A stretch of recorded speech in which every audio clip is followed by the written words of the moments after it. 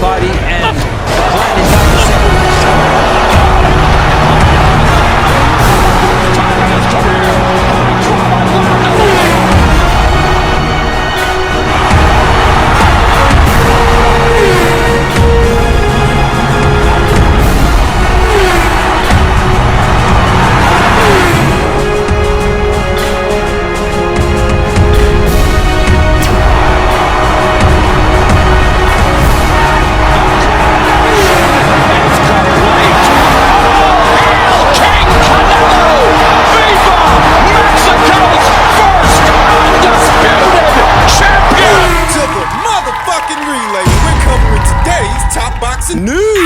Okay, we'll start with this.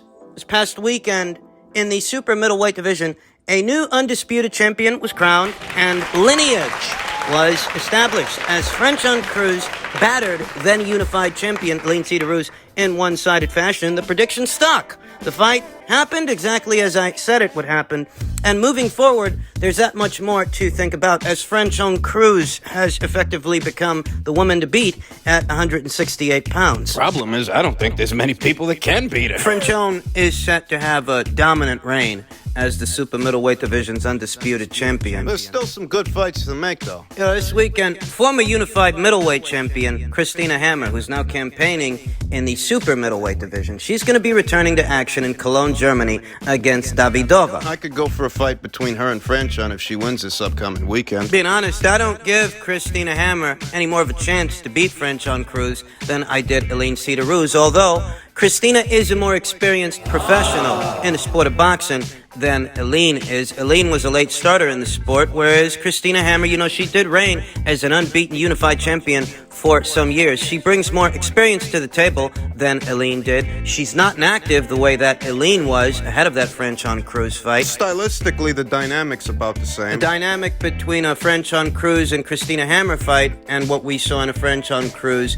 Aline Cedar-Ruz fight. Similar. Christina, much like Aline, her best punches are her straight punches. And Christina Hammer, when she goes in there, she's trying to have a boxing match, not an all-out brawl. Christina wants to slow a fight down, stay behind the jab, move and punch. And in a fight with Franchon Cruz, Franchon would likely be the aggressor in that fight, in all the same way she was the aggressor in this past weekend's fight. The dynamic is similar between a potential Christina Hammer fight and what we saw in an Aline Cedar-Ruz fight. The only real difference is that Christina's a lot younger than Aline Cedar-Ruz and a lot more experienced as a professional. That's what makes the contest interesting. I favor Franchon to win the fight. I just want to see it. I think it's a sensible and sensical fight for both combatants. More importantly, if you're Christina Hammer and you've already been there and done that at middleweight, you're campaigning as a super middleweight now, if you're not trying to fight Franchon, then you're not trying to fight anybody because she's the woman to beat at this weight. There are no other world titles to win in the 168-pound division. You want a belt, you got to go through Franchon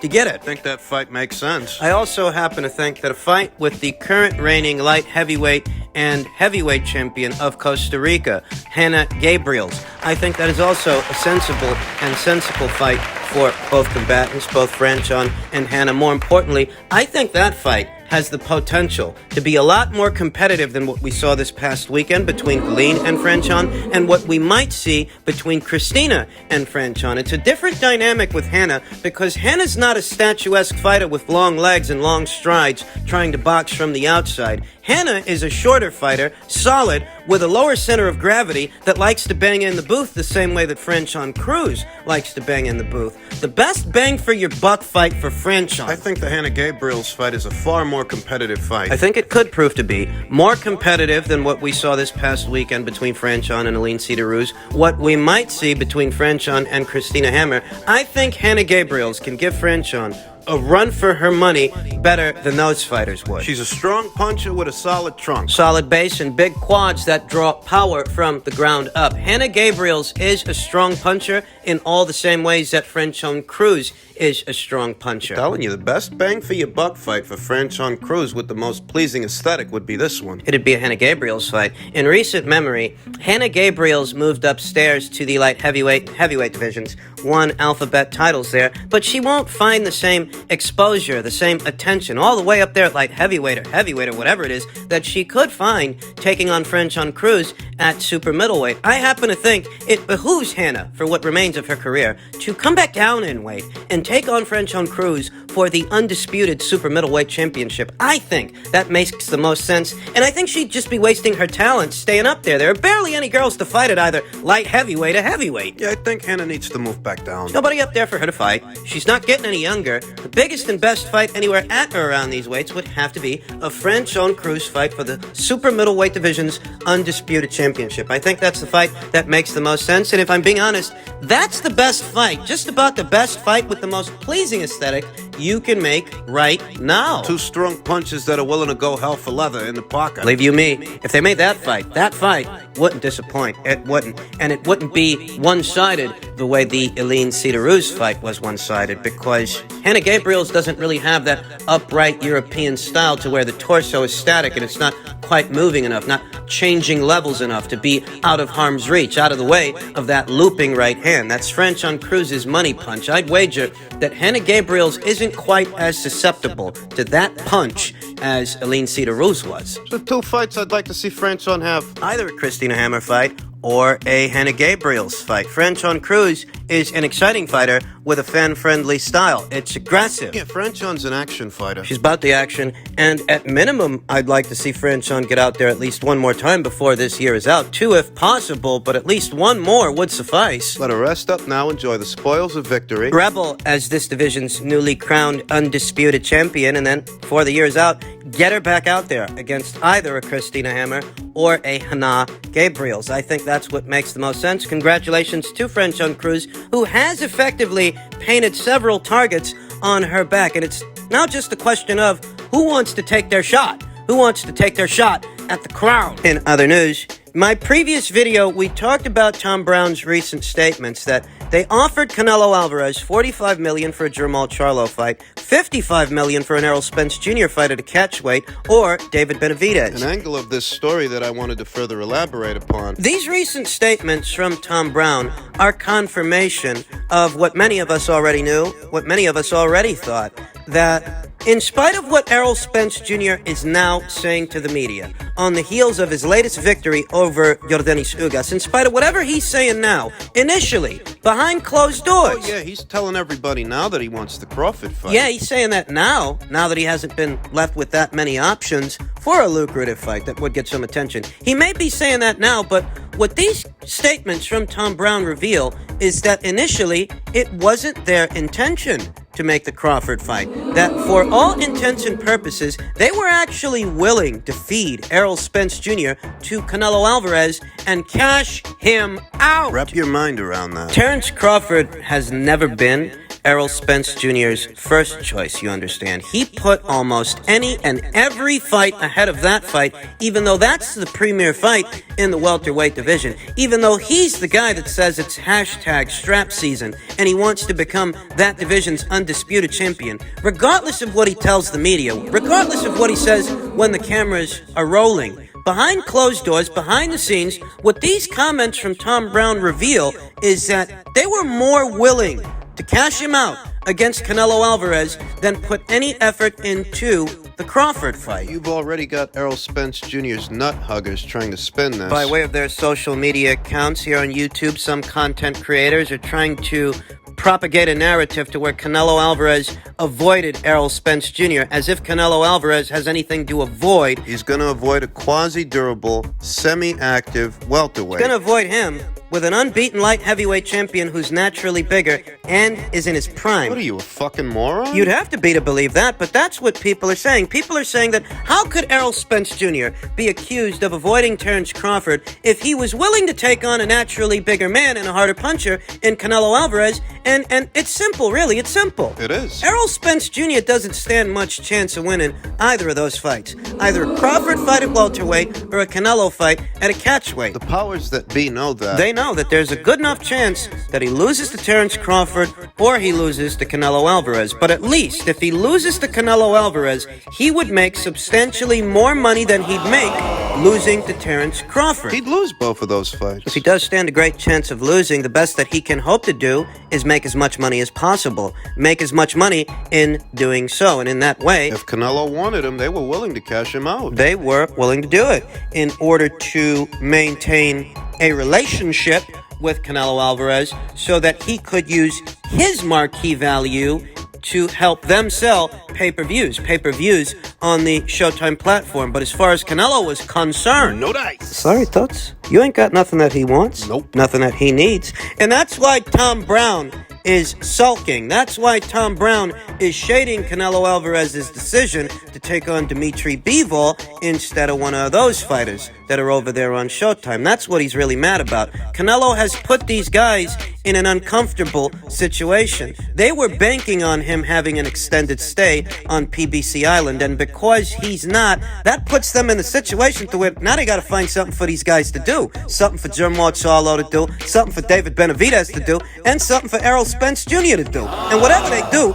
it won't make them as much money as they could make with Canelo. But you see what I mean? The Terence Crawford wasn't Errol's first choice. But as far as the PBC was concerned, what the future might hold for Errol Spence Jr. should he make it past Yordenis Ugas, their efforts weren't to put him in a Crawford fight, an undisputed welterweight contest, in spite of how much Errol Spence Jr. might be trying to sell that dream and sell that agenda. That wasn't actually what they were working towards behind closed doors. They would have been happy to cash him out just to keep Canelo on their side of things. Put them in a tight spot. That's what Tom Brown is mad about, and that's what has been revealed, that no matter what Errol's saying now, fighting Crawford still wasn't his first choice. It's never been his first choice. You have to wonder if they're really going to get that Crawford fight over the line now. I mean, what if they prioritize a Thurman fight over an undisputed title fight with Terence Crawford? What if they decide a Thurman versus Spence fight is a more worthwhile endeavor and a more winnable fight for Spence than a Crawford A fight? couple of weeks ago, we heard Terence Crawford was going to enter into a multi-fight deal with PBC. That rumor was floating around, and we haven't heard much new news since then. It was a rumor, it was treated as such, but as it stands here today, we have no confirmation that Terence Crawford is doing anything with the PBC. All we have are these recent revelations by way of Tom Brown. Errol Spence Jr.'s backup dancers attempting to save face for him, accusing Canelo Alvarez of ducking a welterweight. Well, look, here's the story according to Errol himself. Had Jermall Charlo on last week, and he said he's tired of people talking about Canelo's ducking him because he went up to a higher weight class, which is a harder fight at 175 pounds. Do you feel the same way? Yeah, for sure. I feel like, Canelo right now, he's doing whatever he want to do. And he's chasing history. He's just moving up like that and fighting, the champion at that weight class. That's, what he's doing is unheard of, just skipping weight classes, going up and down, fighting people. Much respect them, he's doing whatever he want to do. So, say he ducking anybody. I don't feel like he ducking anybody. And finally, in men's bantamweight news, Paul Butler has been elevated to full WBO champion after the WBO's ruling yesterday from interim champion to full champion now that John Casimero has failed to defend his WBO title. A letter from the WBO themselves was released, and it reads, "Now, having carefully reviewed the appraised facts stated herein, having examined the arguments submitted by Mr. Steve Pasiti Esquire, representative for John Riel Casimero, having reviewed the British Boxing Board of Control's ruling and communications, having reviewed the relevant championships committee resolution and applicable provisions, and having examined our governing rules and regulations, this committee resolves as follows. The committee unanimously recommend to the WBO Executive Committee to strip John Riel Casimero's WBO World Bantamweight Championship title for failure to comply with the conditions set forth in its resolution. The WBO's Executives Committee unanimously voted in favor of adopting the WBO Championships Committee." Look, in a nutshell, they stripped him. The British Boxing Board of Control found out that John Riel Casimero was in fact using a sauna, which is a violation of their rules. And this mandated title defense had already been delayed once before. Fight's already been postponed once, Jermall Charlo was supposed to have taken care of Paul Butler some time ago, but he reportedly fell ill. He was required to provide medical documentation corroborating any illnesses he might have been experiencing that hindered him from defending his title against his mandatory challenger. This time, he was caught using a sauna. He wasn't supposed to do that, at least not on British soil. And there you have it. It's unfortunate because he seems to have changed his decorum. In light of all of this, it was revealed that Jermall Charlo's career was no longer being handled by Sean Gibbons. He'd actually gone into business with Aegis Climax. Aegis, who has a good working relationship with Top Rank, who promotes Naoya Inoue, who's set to be facing Nonito Donaire for the second time this summer in their unification match. You can more or less see how, given what was going on, should Jermall Charlo have emerged the victor against Paul Butler, he would have been in line to face the winner of that fight, to face the winner of Inoue versus Donaire 2. But that's not the case, not anymore. He's out of the picture. He's out of the running. He ain't got no belt to bring to that party. Sucks for him. Just when things started to look like they could be on the up and up for Jermall Charlo, the WBO has so chosen to strip him. I can't say as I blame him. This mandatory title defense has taken far too long to get over the line without incident.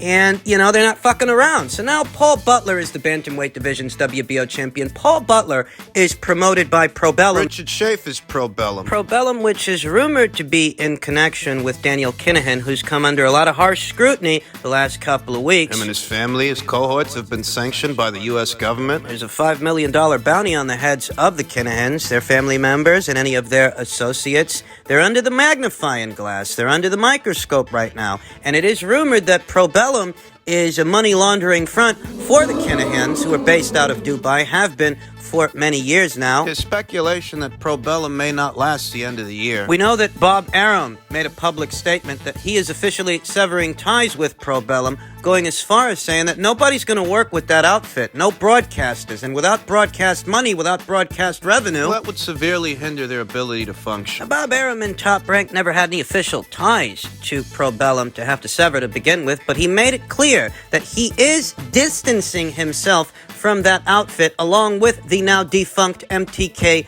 Global that has gone out of operations, out of business. And the way all of this pertains to Paul Butler is he's supposed to be a Probellum fighter. And if he's a Probellum fighter, a newly crowned Probellum champion, and the future of Probellum as a company, as a managerial and promotional outfit is under scrutiny, is under question, that leaves a question as to what the future holds for Paul Butler. The biggest and best money fight for him would be facing the winner of Inoue versus Donaire 2. What's his future if his promoter's Probellum? Serious questions there. In any event, Paul Butler would be a massive underdog in that fight, whether it's Naoya Inoue or Nonito Donaire that emerges the victor. I favor Inoue to win the fight. I favor him to win the fight in more decisive fashion than he did the first. And afterwards, I'd favor him to knock out Paul Butler. I used to wonder if the Bantamweight division would see an undisputed champion crowned in this cycle, in this crop of Bantamweights, and it appears that the door's open for that to happen.